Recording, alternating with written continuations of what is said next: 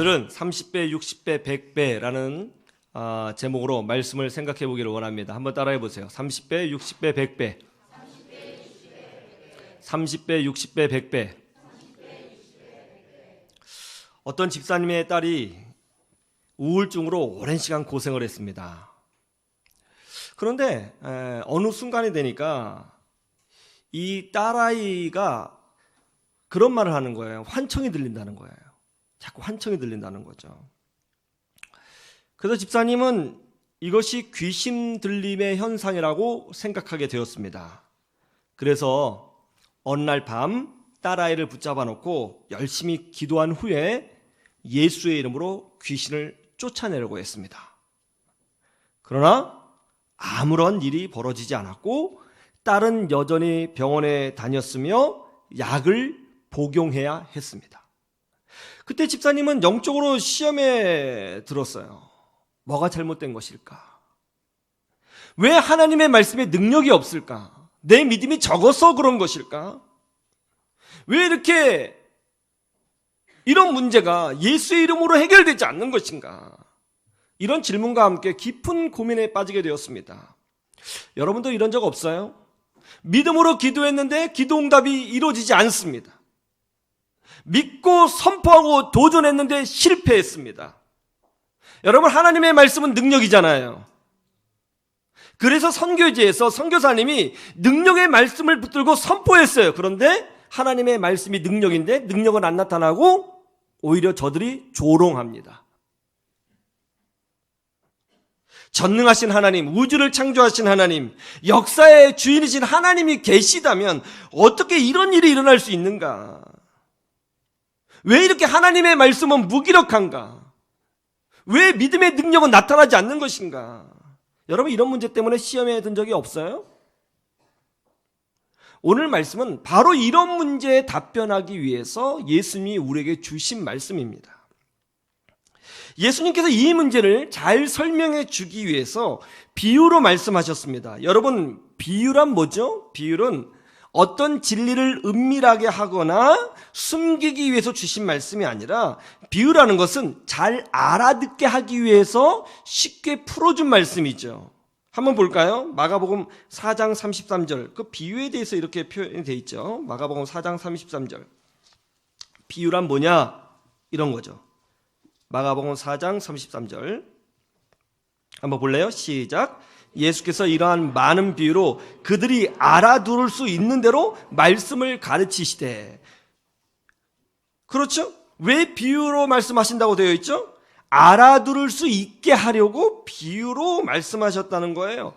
뭐 어떤 진리를 은밀하게 하거나 비밀스럽게 하거나 감추기 위함이 아니고, 뭐 하기 위해서? 알아듣게 하기 위해서 비유로 말씀하셨다는 거예요. 여러분, 마태복음 13장에 가보면 천국 비유가 기록된 말씀들이 있죠. 이 마태복음 13장은 비유가 많이 있는데 핵심이 뭐냐면 천국 비유예요. 성경에 대한 비유가 아니고, 말씀의 비유가 아니고, 무슨 비유라고요? 천국 비유예요. 천국은 마치, 이렇게 시작하는 거예요. 왜 천국을 비유로 설명할까요? 아니, 천국을 가본 사람이 없거든요. 가본 사람이 없으니까 알아듣지 못할 것 아니에요. 그러면 어떻게 해야 돼요? 쉽게 설명해야죠. 뭔가 빗대어서 설명해 줘야 되는 것이죠. 그래서 비유로 설명하는 거예요.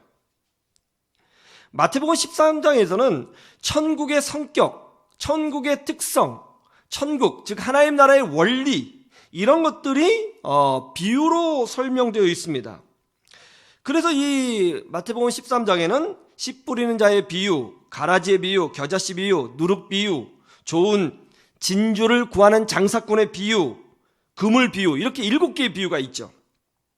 그리고 이 비유의 결론을 마태복음에서는 이렇게 설명하고 있습니다. 비유의 결론, 13장 51절. 마태복음 13장 51절 한번 볼까요?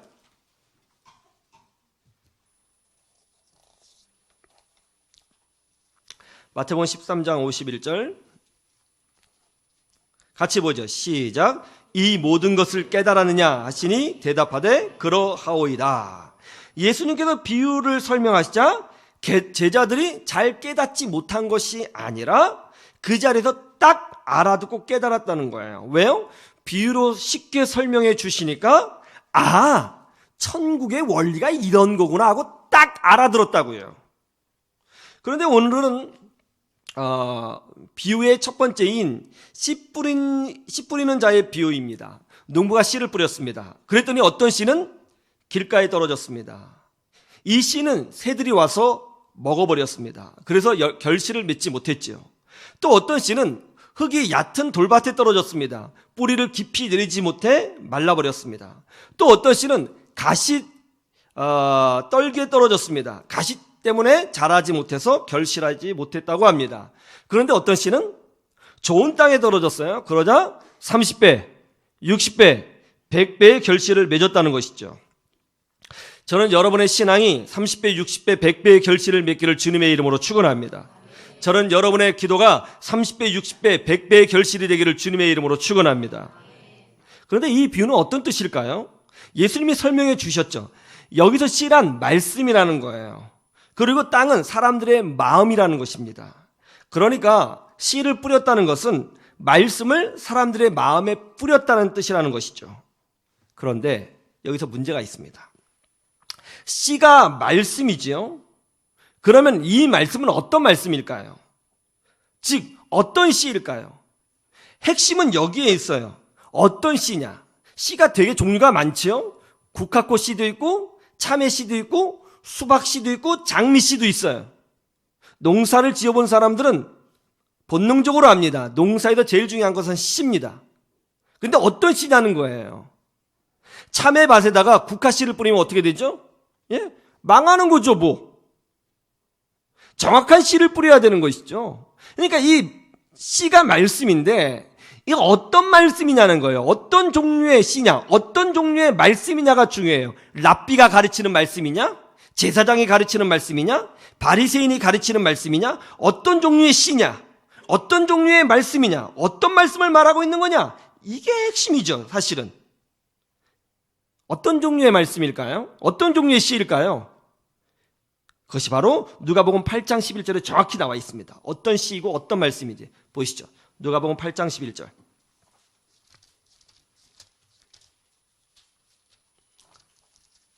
누가복음 8장 11절. 아주 분명히 나와 있죠. 누가복음 8장 11절. 같이 볼까요? 시작. 이 비유는 이러하니라. 씨는 하나님의 말씀이요. 이 씨는 말씀인데, 씨는 말씀인데 어떤 말씀이라고 그래요? 말씀의 종류가 뭐라고 그래요? 그렇죠. 그냥 씨가 아니라 하나님의 말씀입니다. 하나님의 말씀이에요. 이 씨를 갖다가 그냥 말씀 이렇게 대입하면 아주 수준이 떨어지게 해석하는 것입니다. 핵심이 있죠. 어떤 말씀이냐, 누구 입에서 나온 말씀이냐가 중요한 거예요. 왜냐하면 그 당시에 많은 사람들이 말씀을 가르치고 있었거든요. 누구 입에서 직접 나온 말씀이냐가 중요한 거예요. 이게 포인트예요. 이 씨가 어떤 말씀이라고요? 하나님의 말씀이라는 거예요. 그런데 여기서 문제가 생기는 거죠. 어떤 문제죠? 하나님의 말씀이 뿌려졌습니다. 하나님의 말씀이 씨예요. 말씀이 뿌려졌습니다. 그러면 어떻게 되어야 하죠? 전능하신 하나님의 말씀이 선포되었으니까 온 우주도 순종해야 할 것입니다. 천군 천사도 순종해야 될 것입니다. 전능하신 하나님의 말씀이 선포됐어요. 감히 누가 그 말씀을 거역할 수 있어요? 대통령의 말씀도 강력하잖아요. 하나님의 말씀이 선포됐어요. 하나님의 말씀의 씨가 뿌려졌어요. 그럼 어떤 일이 벌어져야 돼요? 다 순종해야 되죠. 그런데 성경은 뭐라 그러죠? 하나님의 말씀의 씨가 뿌려졌는데 놀랍게 새들이 와서 쪼아 먹어버렸다는 거예요. 즉 새들은 마귀죠. 마귀가 그 말씀을 먹어버렸다는 것입니다. 마귀가 하나님의 말씀을 먹었어요. 여러분 이해가 되세요? 전능하신 하나님의 말씀을 감히 어떻게 마귀가 쪼아 먹어요? 어떻게 마귀 따위가 하나님의 말씀을 방해할 수 있느냐고요? 더 놀라운 건 뭐예요? 그 전능하신 하나님의 말씀이 선포되었는데 가시가 그 말씀을 막아버립니다. 뭔 뜻이에요? 가시가 뭡니까? 세상의 힘이죠. 세상의 힘이 하나님의 말씀의 능력을 막아버려요. 하나님의 말씀이 뿌려졌어요. 전능하신 하나님의 말씀이 어명이에요. 누가 대적할 수 있겠어요? 그런데 겨우 마귀 따위가 와서 그 말씀을 먹어버려요. 겨우 세상의 심 따위가 그 말씀을 막아버려요. 세상의 권력이 돌밭은 세상의 권력, 근심, 걱정이죠. 이것이 하나님의 말씀을 막아버려요. 이해가 돼요? 생각해 보세요. 우리 예슬이가 여기 앉아서 있는데 바이올린 하고 있잖아요. 우리 예슬이가 문재인 대통령 말 거역할 수 있어요? 오라 그러면 네가 뭔데? 그럴 수 있어요? 그냥 하는 거죠. 오라 가면. 대통령의 명령인데 그래 안 그래요? 근데 지금 여기는 하나님의 말씀이에요. 전능하신 하나님, 창조주 하나님의 말씀입니다. 그렇다면 그분의 말씀을 감히 막을 사람이 없어야 하고 그분의 말씀을 감히 대적할 사람이 없어야 하는 것입니다. 그렇지 않아요? 그런데 어떤 일이 벌어졌다고 하죠? 하나님의 말씀의 씨가 뿌려졌는데 마귀가 와서 먹어버려요. 세상의 힘이 막아버려요. 세상의 권력이 막아버려요. 열심히 믿음으로 기도했는데 세상의 힘 때문에 막혀요. 열심히 믿음으로 전도했는데 마귀가 막아버려요. 열심히 충성했는데 세상의 권력이 나를 조롱해요. 그렇다면 여러분 생각해 보세요. 하나님의 말씀이 능력이 있어 보입니까? 없어 보입니까? 하나님의 말씀이 선포됐는데 마귀가 쉽게 먹어요. 이 말씀이 능력이 있어 보여요?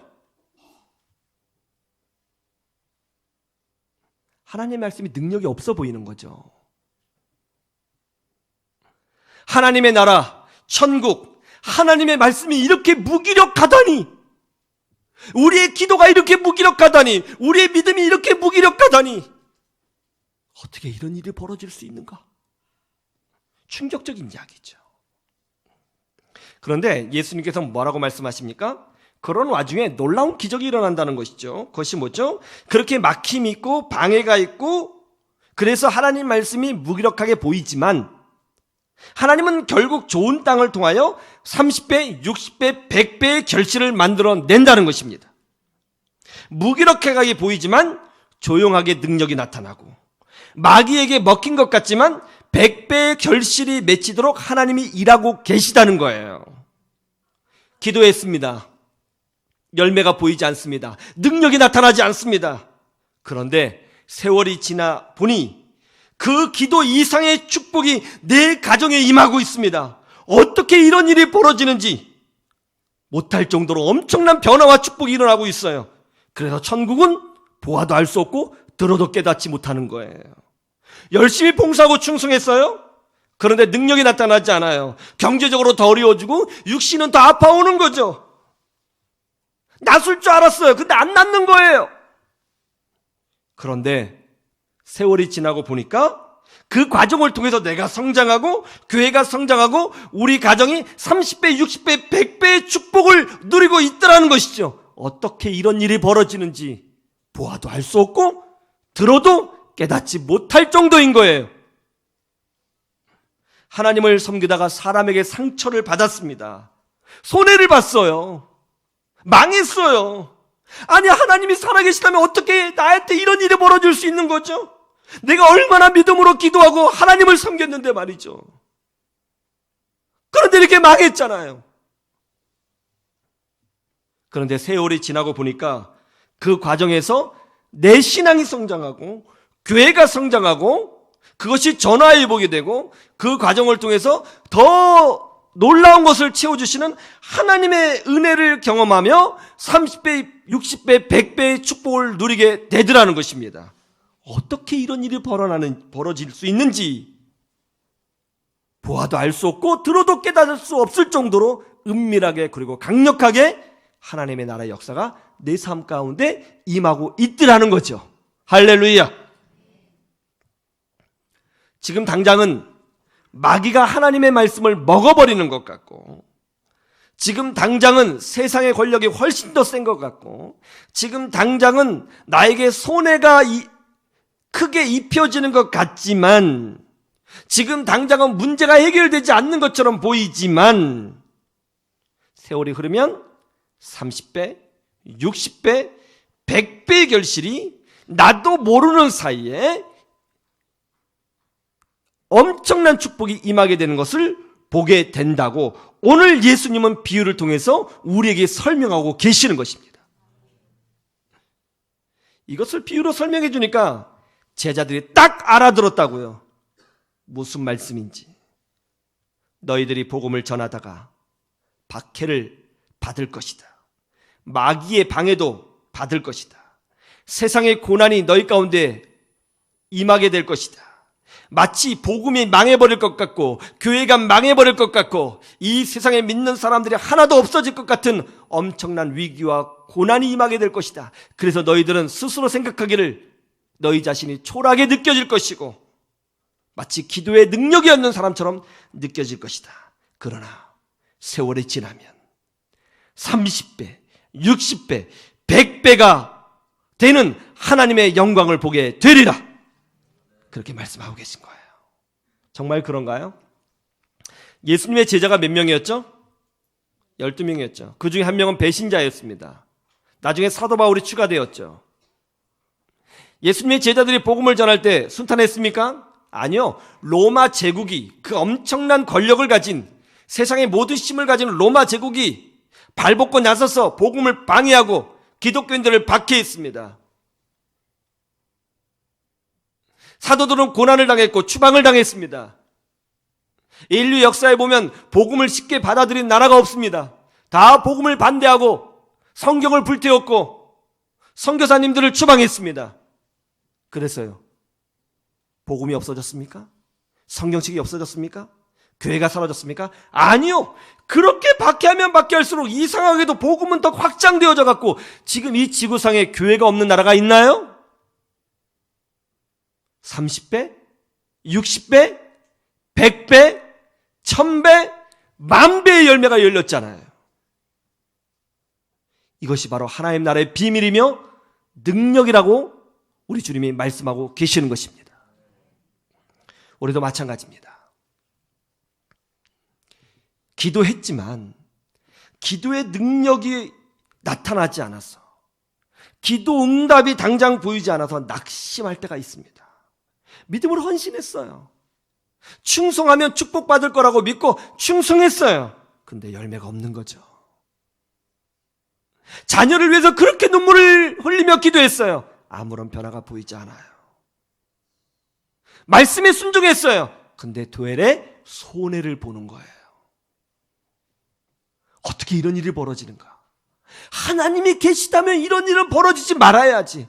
왜 하나님의 말씀은 이렇게 무기력한가?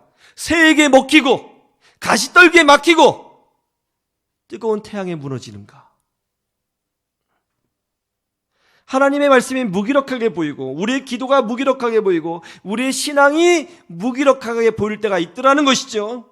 그러나 세월이 지나면 우리 가정에, 그리고 내 인생에 30배, 60배, 100배의 열매가 맺히는 엄청난 기적을 보게 된다는 것입니다. 어떻게 이런 일이 벌어지는지, 그것은 하나님께서 하시는 일이기 때문에 우리는 보아도 알 수 없고 들어도 인지하지 못하는 겁니다. 이게 바로 하나님 나라의 비밀입니다. 약한데 어떻게 강하게 나타나는가? 무기력한데 어떻게 능력이 나타나는가? 넘어졌는데 어떻게 그것이 축복이 되는가? 이것이 바로 하나님 나라의 능력이죠. 조나단 에드워즈 목사님은 대표적인 청교도 목사님이시죠. 교회를 정말 사랑했습니다. 그리고 정말 헌신적으로 모든 힘과 에너지를 다해서 교회를 섬겼습니다. 그리고 조나단 에드워드 목사님은 말씀이 좋아서 많은 분들에게 사랑받고 존경받았습니다. 교회도 건강하게 부흥했고요. 그런데 어느 날 조나단 에드워드 목사님이 교인 한 명이 뭔가를 잘못해서 그 교인을 아주 크게 혼냈어요. 그런데 그것이 문제가 되어서 교회 갈등이 생기게 되었습니다. 별일이 아니에요. 그냥 덮고 넘어갈 수 있는 문제예요. 그런데 마귀가 장난질하는 거죠. 교회가 갈등이 일어나는 거예요. 그래서 두 개로 쪼개지는 거예요. A팀, B팀 나눠서 서로 헐뜯고 싸우는 거예요. 점점 시간이 갈수록 갈등의 골이 깊어지면서 문제가 막 커지기 시작하는 거예요. 조나단 에드워드 목사님은 괴로웠습니다. 자신 때문에 자신이 사랑하는 교회와 성도가 이렇게 아파하고 힘들어하고 교회가 분열될 위기에 빠졌다는 문제를 놓고 너무너무 힘들어했습니다. 죄책감이 들었습니다. 그리고 결국 교회의 평강을 위해서 본인이 24년간 섬겼던 교회를 사임하고 안정화시키고 나오게 되었습니다. 조나단 에드워드 목사님은 낙심했습니다. 24년간 그렇게 사랑하고 복음을 전했는데 하나님의 말씀이 이렇게 무기력하단 말인가? 어떻게 이런 일이 벌어질 수 있는가? 하나님이 정말 역사하시고 하나님 말씀에 능력이 있다면 이런 문제 정도는 쉽게 이겨낼 수 있어야 하는 것 아닌가? 시간이 지났습니다. 프린스턴 대학교에서 조나단 에드워드 목사님 말씀이 좋다고 하면서 학생들을 가르치라고 제안을 해왔습니다. 그래서 조나단 에드워드 목사님이 미국의 프린스턴 대학교 학장으로 초빙되어 후학들을 가르치게 되었습니다. 좋은 기회죠. 그리고 학생들을 가르치면서 더불어 이전보다 더 많이 자녀 교육에 힘을 쏟을 수가 있었습니다. 그러다가 하나님의 부름을 받았습니다. 150년이 지났어요. 150년 후에 미국의 어느 한 학자가 조나단 에드워드 목사님의 설교와 생애를 연구하다가 놀라운 걸 발견했어요. 조나단 에드워드 목사님의 말씀과 생애를 공부하다가 그분의 후손이 눈에 들어오게 된 거예요. 그리고 그래도 결국 조나단 에드워드 목사님의 후손을 연구하게 되었는데요. 150년 동안 조나단 에드워드 목사님의 후손은 서로 결혼하고 또 손자 낳고 결혼하고 이렇게 해서 880명이 되었는데요. 이 880명이 무슨 일을 하고 있나? 그들의 삶을 조사해 보니까 엄청난 결과를 발견하게 된 거예요.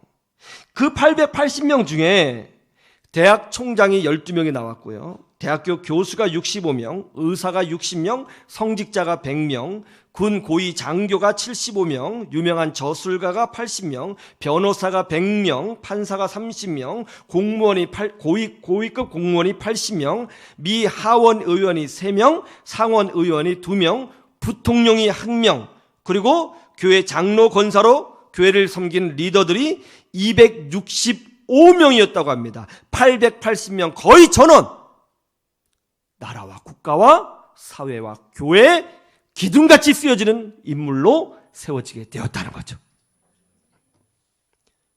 조나단 에드워드 목사님의 목회와 믿음과 기도가 겉보기에는 무기력해 보이고 마귀에게 먹혀버린 것 같았지만 세월이 지나자 그 과정에서 그분의 명예가 회복되었고 그분의 자녀들에게 엄청난 축복이 이어져서 30배, 60배, 100배의 결실을 맺게 되었다는 것입니다. 여러분, 하나님 나라는 약해 보여도 여전히 강력하며 반드시 30배, 60배, 100배의 열매가 맺혀진다는 것을 믿으시기를 주님의 이름으로 축원합니다. 지금 당장 기도의 응답이 보이지 않아도, 지금 당장 문제가 해결되는 것처럼 보이지 않아도, 지금 당장 보기에는 너무나 무기력하고 약해 보여도 흔들리지 마시고 믿음으로 인내하시고 믿음으로 전진하시기를 주님의 이름으로 축원합니다. 교회를 사랑하시고 더 많이 기도하시고 더 믿음으로 살아가시기를 주님의 이름으로 축원합니다. 그러면 반드시 우리 예수님께서 약속하신 바대로 30배, 60배, 100배의 축복이 여러분 삶 가운데 임하게 될 줄로 믿습니다. 이 믿음으로 승리하시기를 주님의 이름으로 축원합니다.